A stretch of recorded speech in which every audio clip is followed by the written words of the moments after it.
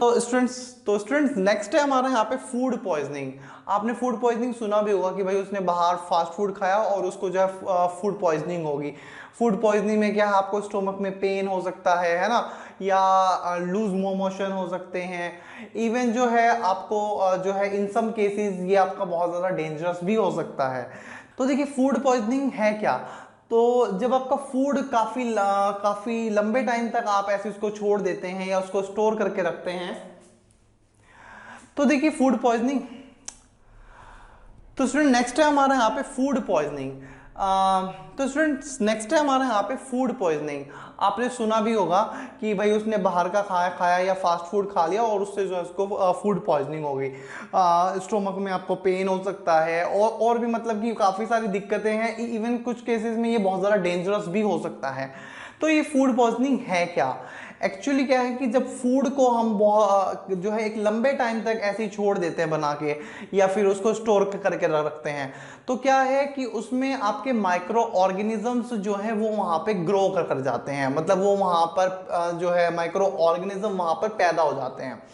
जैसे कि आपने देखा भी होगा कि मोस्टली जो है गर्मियों में और बरसात के टाइम में क्या है कि खाने में जो है आपकी फंगस लग जाती है ना।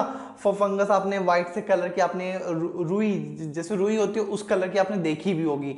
तो जहाँ मॉइस्चर और जब आपका टेम्परेचर में मॉइस्चर हो और जो है टेम्परेचर भी जो है मतलब कि 21 डिग्री सेल्सियस के आसपास हो, तो क्या है कि उस टाइम पे जो है ये माइक्रो ऑर्गेनिज्म के लिए एक फेवरेबल टेम्परेचर है ग्रोथ के लिए। तो आप फंगस वगैरह एक रुई टाइप का आपने देखा होगा ना, मतलब कि जो आपके खाने में जो है अगर काफ़ी टाइम से ऐसे ही आपने रखा हुआ है ना, तो उसमें एक फुई टाइप का जिसको फंगस बोलते हैं वो उसमें लग जाती है। ठीक है।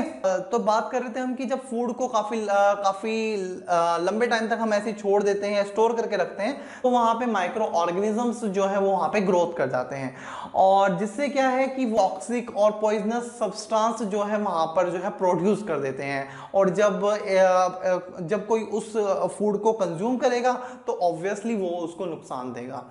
So the some organisms, especially bacteria and fungi, grow on cooked food kept for long or stored.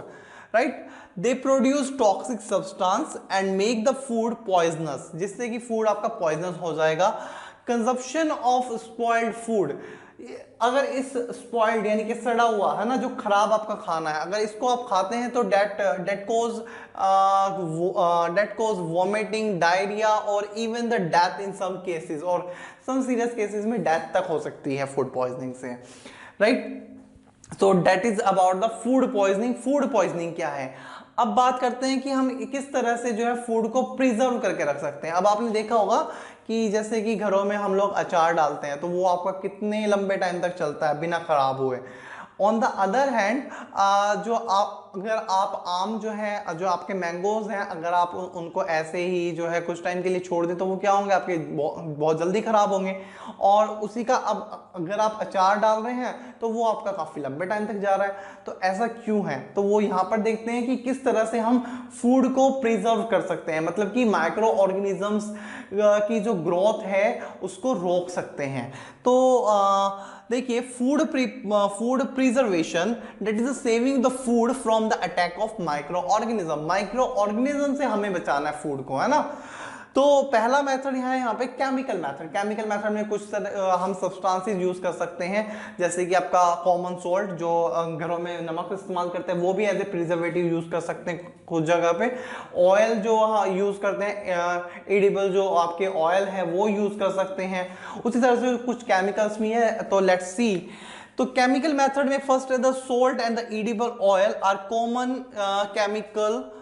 Salts and the edible oil are the common chemicals generally used to check the growth of microorganisms. check का मतलब उसको रोकना, growth of microorganisms, right. तो salt और edible oil भी हम as a preservative use कर सकते हैं। देखिए जो ये फूड प्रिजर्वेशन के लिए जो ये सब्सटेंसेस हम यूज कर रहे हैं उनको बोलते हैं प्रिजर्वेटिव्स। ठीक है, जो प्रिजर्व कर रहे हैं डेट आर कॉल्ड प्रिजर्वेटिव्स। ठीक है। एंड एग्जाम्पल जैसे कि सोल्ट और the acid added to the to preserve pickles, अचार को, अब जैसे मैंने बताया कि अचार में देखिए हम उसमें बहुत सारा तेल डालते हैं, उसमें हम नमक भी डालते हैं, तो ये क्या है, ये जो आपका सॉल्ट है या जो ऑयल है, ये क्या करता है, माइक्रो ऑर्गेनिजम्स की ग्रोथ को चेक करता है, स्टॉप करता है, उसको नहीं, माइक्रो ऑर्गेनिजम्स को वहां पे ग्रो नहीं करने देता, राइट। तो सॉल्ट और ईडेबल ऑयल यूज कर सकते हैं। सेकंड इज सोडियम बेंजोएट और sodium metabisulphite are also used. उसी तरह से sodium benzoate and sodium metabisulphite are also used as preservatives in jams and squashes. जो आपका स्क्वैशेस, आपको पता है शरबत वगैरह जैसे कि रूअफ़ज़ा वगैरह होता है उसमें, और जो आपके जैम्स होते हैं उनको प्रिजर्व करने के, देखिए वो भी आप काफ़ी लंबे टाइम तक जो है यूज़ करते हैं, तो उसमें आपके सोडियम बेंजोएट या जो है आपका सोडियम मेटाबाइसल्फेट जो है इनका यूज़ करते हैं। Next is your common salt, तो सेकंड है आपके sodium benzoate and sodium metabisulphite. Second is your common salt. Third one is common salt used to preserve meat and fish to check the growth of bacteria, right? So salting also used to preserve आंवला and raw mangoes। आंवला को और जो आपके कच्चे आम हैं उनको प्रिजर्व करने के लिए भी हम सॉल्ट यूज करते हैं, ठीक है। Next, jam, jellies and squashes are preserved by sugar that reduce the moisture content.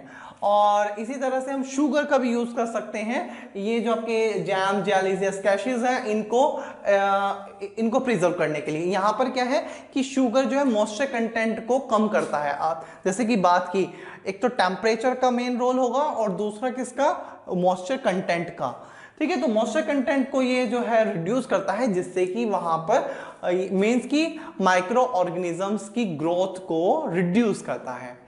Second, use of the oil, जैसे कि बात की ऑयल और विनेगर।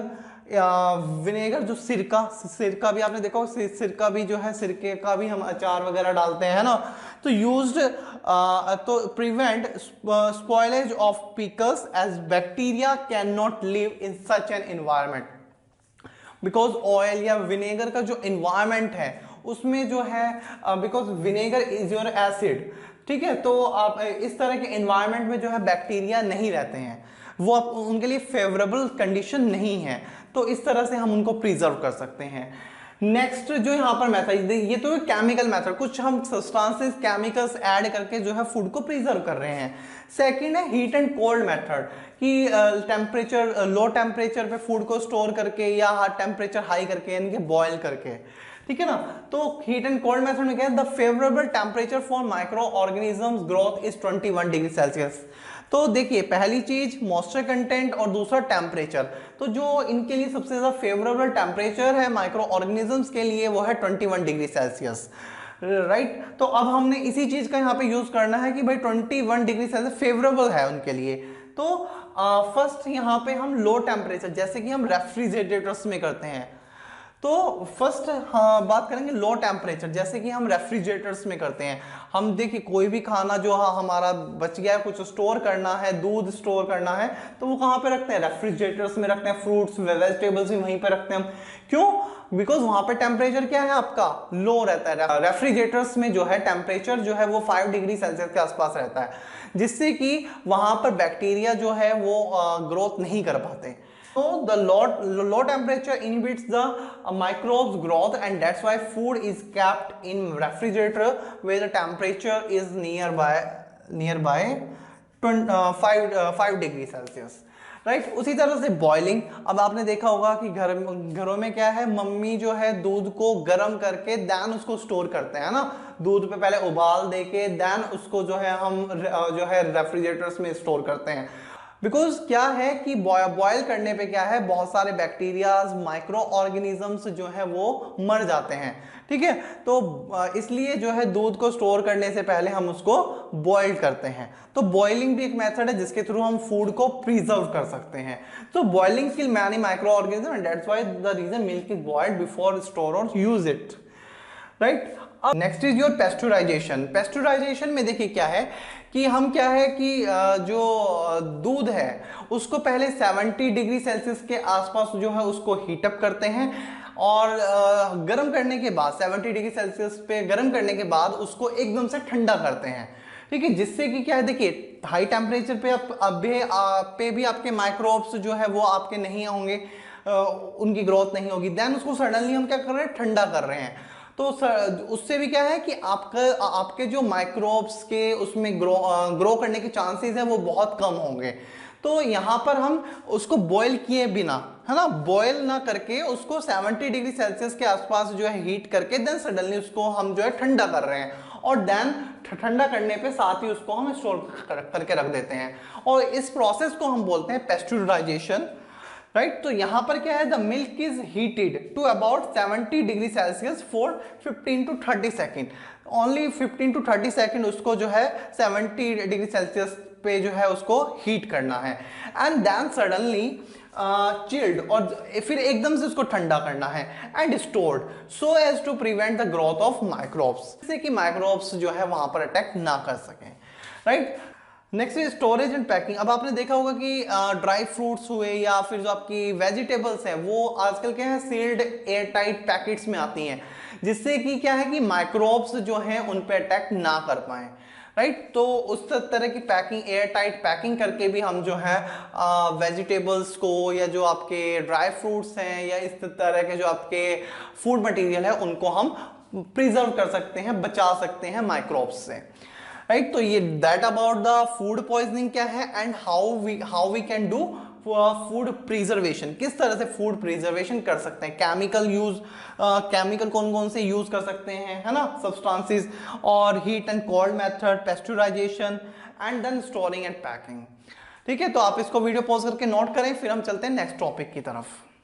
स्टूडेंट नेक्स्ट है हमारा यहाँ पे nitrogen fixation. Nitrogen fixation term पहले भी आई थी जब हमने माइक्रो ऑर्गेनिज्म के बारे में पढ़ा था। नाइट्रोजन फिक्सर्स जो आपके माइक्रो ऑर्गेनिजम्स होते हैं जो तो नाइट्रोजन फिक्सेशन क्या है, जब आपकी जो फ्री एटमॉस्फेरिक नाइट्रोजन है वो आपकी कन्वर्ट होती है किसमें, नाइट्रोजीनियस कंपाउंड्स में, उसको हम बोलते हैं नाइट्रोजन फिक्सेशन। और ये जो नाइट्रोजन फिक्सेशन है ये आपका माइक्रो ऑर्गेनिज्म के थ्रू भी हो सकता है कि माइक्रो ऑर्गेनिजम्स जो है जो आपकी फ्री एटमॉस्फेरिक नाइट्रोजन है उसको कंज्यूम करके देन उसको जो है कन्वर्ट कर रहे हैं नाइट्रोजीनियस कंपाउंड में और फिर वो सॉइल में मिक्सअप हो रहा है। एक जो अब यहाँ पे सेकंड मेथड है वो है लाइटनिंग। अब लाइटनिंग में देखिए क्या होगा, तो first of all nitrogen fixation, that is the conversion of free atmospheric nitrogen into useful nitrogen compound is called nitrogen fixation। अब बात करते हैं method of nitrogen fixation। तो पहला जो मेथड जो हमने यहाँ पे पढ़ा हुआ है वो ये है कि by nitrogen fixer micro organisms, है ना, जैसे कि हमने वहां पे ग्रीन जो आपकी ग्रीन ब्लू कलर की जो एल्गाई है या जो आपका बैक्टीरिया है जैसे कि आपका रिजोबियम है, तो वो ये बैक्टीरिया और ये जो आपका ब्लू ग्रीन एल्गाई है ये जो है एटमॉस्फेरिक नाइट्रोजन को नाइट्रोजन कंपाउंड में चेंज करती है ना। अब जो दूसरा मेथड है लाइटनिंग, लाइटनिंग क्या है कि जब आप बारिश के टाइम में ड्यूरिंग रेन जब आपकी बिजली चमकती है ना, उसको बोलते हैं लाइटनिंग, बिजली चमकना। तो उसके थ्रू देखिए कैसे आपके जो है यहाँ पे नाइट्रोजन फिक्सेशन हो रहा है। तो क्या है कि जब आपका जो आपकी लाइटिंग है वो स्ट्राइक करती है तो इलेक्ट्रिक डिस्चार्ज की वजह से क्या है कि आपके जो एयर में जो आपकी नाइट्रोजन और जो आपकी ऑक्सीजन है, देखिए आपके जो एटमॉस्फेयर उसमें नाइट्रोजन भी है 78% नाइट्रोजन और 21% के आसपास आपकी ऑक्सीजन है, तो वो दोनों जो है आपस में कंबाइन होती हैं, राइट।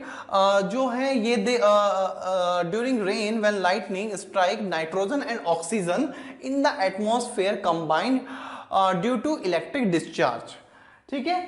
और देन जब ये दोनों आपस में कंबाइन हो रहे हैं देन ये फॉर्म करेंगे oxides of nitrogen, right. So they form oxides of nitrogen. जब भाई नाइट्रोजन और ऑक्सीजन जो है कंबाइन होंगे तो क्या बनेगा, नाइट्रोजन ऑक्साइड्स बनेंगे, ठीक है। तो नाइट्रोजन ऑक्साइड्स यहाँ पे फॉर्म होंगे।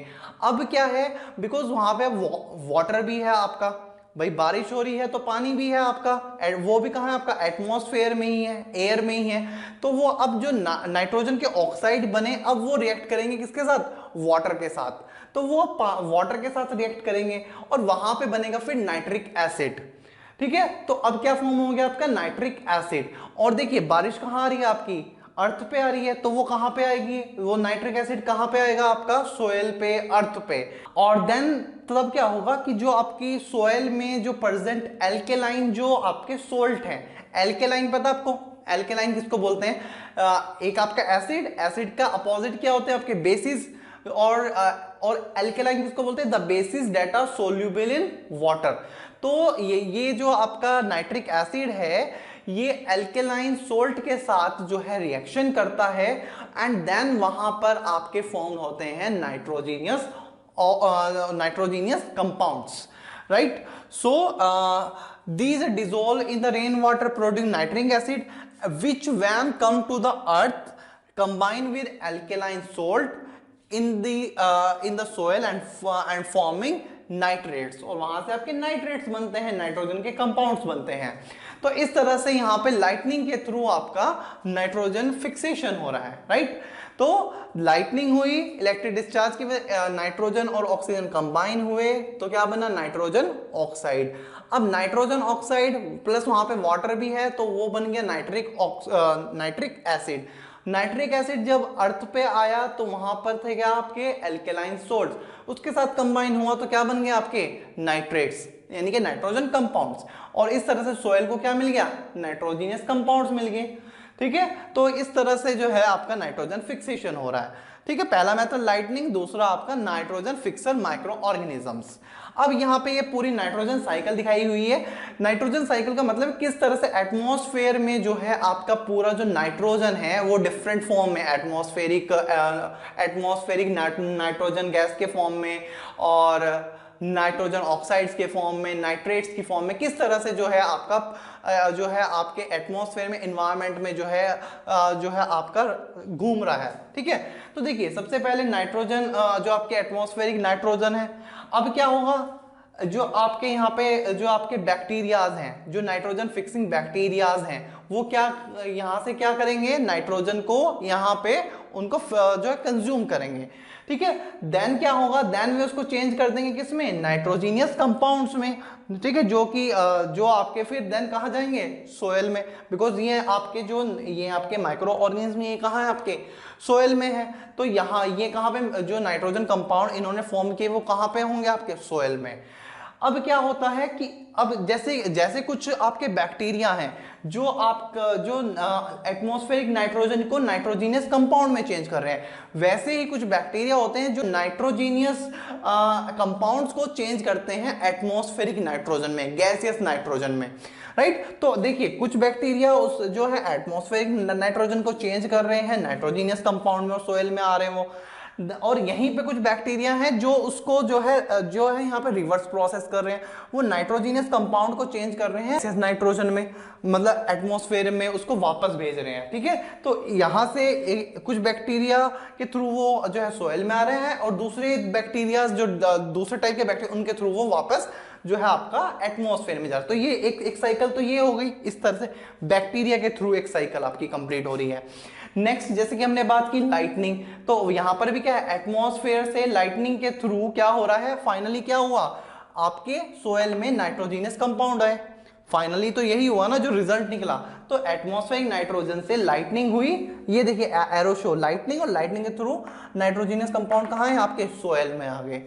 देखिए अब सोयल में क्या होता है, आपके प्लांट्स होते हैं, तो प्लांट यहाँ से जो है नाइट्रोजीनियस कंपाउंड को यूज करते हैं, बिकॉज उन्हें प्रोटीन और बाकी जो आपके न्यूट्रिएंट्स हैं उनका सिंथेसाइजेशन करना होता है। अब देखिए, अब प्लांट्स को जब एनिमल्स या ह्यूमन बींग्स जब कंज्यूम कर रहे हैं, तो जो चीज यहाँ पे प्लांट के अंदर है वो वहां पर भी तो जाएगी, वहां पर भी तो ट्रांसफॉर्म होगी। ठीक है, अब किसी चीज में नाइट्रोजन है और हम उसको कंज्यूम कर रहे हैं, तो वो हमारी बॉडी के अंदर भी जाएगी। तो ठीक है, तो यहाँ से जब प्लांट्स को कंज्यूम करते हैं एनिमल्स, तो वो जाता है वहां पे, एनिमल ईट द प्लांट। ठीक है, अब देखिए, अब जब एनिमल जो वेस्ट है, ठीक है, एनिमल वेस्ट में भी क्या होता है आपका, नाइट्रोजीनियस वेस्ट होता है वो, ठीक है, जो आपका वेस्ट होता है that is a nitrogenous waste, तो उसमें भी आपके नाइट्रोजीनियस कंपाउंड होते हैं। या जब आपका जो एनिमल है या जो प्लांट्स हैं, जो आपके जो है डेड और डिकेइंग जो एनिमल या प्लांट्स हैं, वो भी कहाँ पर जाएंगे, सोयल में ही जाएंगे, ठीक है, बिकॉज जो आपके डीकम्पोजर्स हैं, माइक्रो ऑर्गेनिजम्स हैं, वो जो है प्लांट्स या एनिमल को डिकम्पोज करके काय में चेंज करते हैं, सोयल में। तो वो राइट, तो क्या होगा कि अब वो जो है नाइट्रोजीनियस वेस्ट हो, चाहे आपका, चाहे वो आपके डेड और डिकेइंग प्लांट्स और एनिमल्स हो, वो देन वापस कहाँ जा रहे हैं, आपके सोयल में। तो यहां से प्लांट के थ्रू यहां से गए थे, एनिमल के थ्रू देन वो वापस आपके सोयल में आ गए।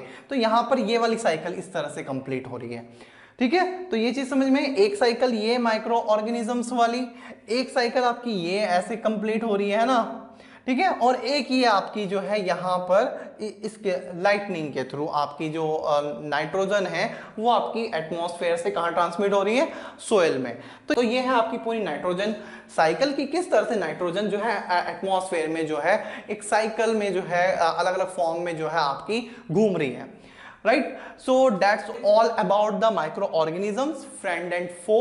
आई होप कि आपको मेरा वीडियो लेक्चर समझ आया होगा, पसंद आया होगा। कोई भी आपको डाउट है आप कमेंट बॉक्स में मेरे से पूछ सकते हैं। Thank you so much guys.